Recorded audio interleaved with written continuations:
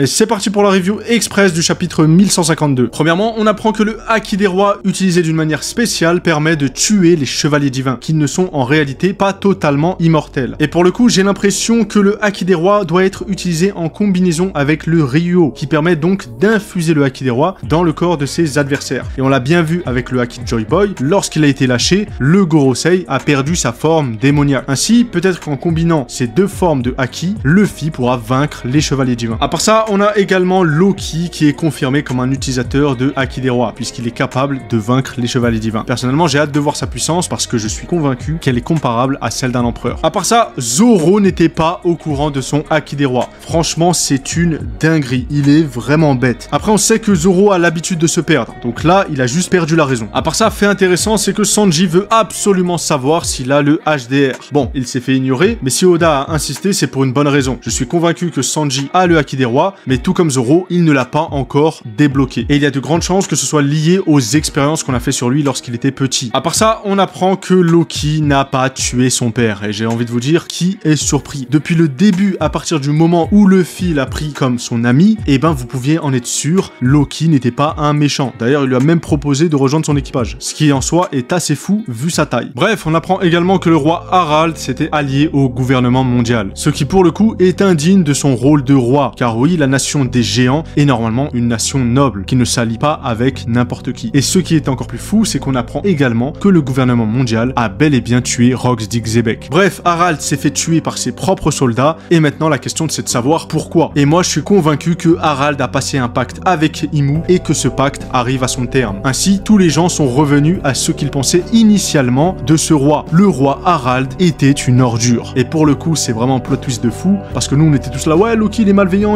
alors qu'en réalité, le vrai mec malveillant, le vrai mec corrompu, c'est Harald. Et pour finir, les gars, c'est Shanks qui possède bel et bien la marque des chevaliers divins. Qu'est-ce que je vous disais, les gars? Je vous disais ça il y a quelques mois maintenant, mais pour moi, il était évident que Oda allait justifier ce bras en moins avec Shanks. Et je sais que beaucoup vont dire que ça n'avait pas été prévu initialement par Oda. J'ai envie de vous dire, on s'en fiche. Aujourd'hui, on comprend la symbolique. Luffy, en quelque sorte, a libéré Shanks de son dernier lien avec la noblesse mondiale, avec ces gens dégueulasses. Et de l'autre côté, Shanks a sauvé celui qui allait sauver la terre entière. Et pour le coup, c'est magnifique.